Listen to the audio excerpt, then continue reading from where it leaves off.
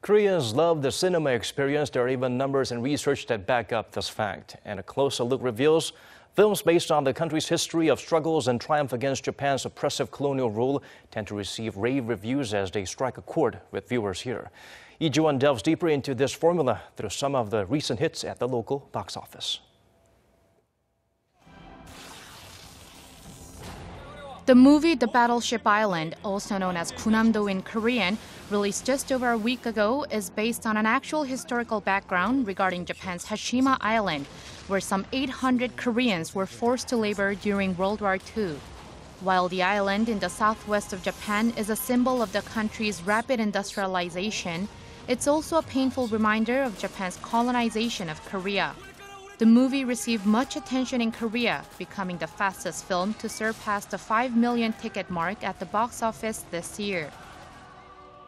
It's part of a recent trend of Korean movies set during Japan's colonial rule of Korea from 1910 to the end of the Second World War. Assassination by director Je Dong-hoon and released in 2015 is about a group of Korean independence fighters who plot against Imperial Japan. It attracted over 10 million domestic viewers. Spirit's Homecoming, directed by Jung-lae and released in 2016, tells the story of Korean women sexually enslaved by Japanese soldiers before and during World War II. Considering how the movie was not made for commercial entertainment, it was a box office success. It was very painful to watch the movie Spirit's Homecoming because those victims were young girls of my age or even younger when they were sexually enslaved. But I think movies like these are a good opportunity for viewers to really learn the history and face the painful past. Our country was colonized by Japan for over 30 years, so there's lots of stories to tell. But rather than hating the Japanese, I hope these movies help people remind themselves of the hardships our country had to endure and really come together to love and develop our country. From the sexual enslavement of Korean women to forced labor and even the indiscriminate killing of innocent civilians, Japan's colonial rule left Koreans with deep scars. And while these films serve as a historical record, they're also a cathartic channel to relieve a collective sense of anger and despair. Anarchist from Colony, which opened in June, depicts the true story of independence activist Park Yeol, who was accused by the Japanese colonial government of trying to assassinate the Japanese crown prince as an attempt to divert the attention from a mass killing of some 6,000 Koreans.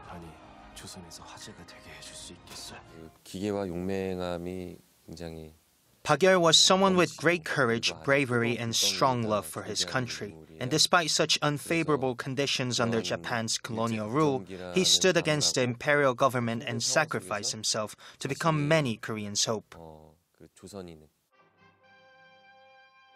While these are hardly the first Korean films on Japanese colonization, film critics say one reason for the genre's success in recent years can be attributed to Koreans' increased awareness on these issues. For instance, Japan's failure to face the shameful past of Hashima Island, as it promised to do so as a condition of the island being listed as a UNESCO World Heritage Site in 2015. While an implementation report on Japan's promises to help visitors learn the full history of the Battleship Island is due December 1st this year, nothing has been done yet. Japan's lack of repentance echoes its past wrongdoings, and as Tokyo's ongoing denial of its atrocities comes more often in the spotlight, Koreans can relate better to these films on Japanese colonization.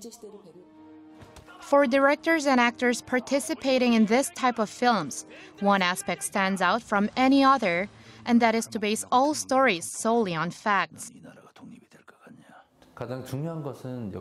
Our movie's primary role is to let people know of such history, and with the issue still unresolved, I thought it was crucial for the movie to accurately deliver the facts to its viewers and remind them of this painful past. To do so, we worked closely with the victims and reflected their testimonies.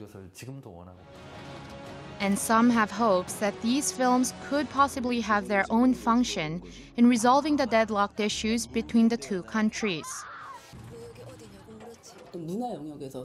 Some Japanese will also watch these films like Koreans watch Japanese films, and through such cultural exchanges, these historical and cultural media may help the two peoples understand each other and play a role that the government cannot in resolving the issue. 이지원, 아리랑 뉴스.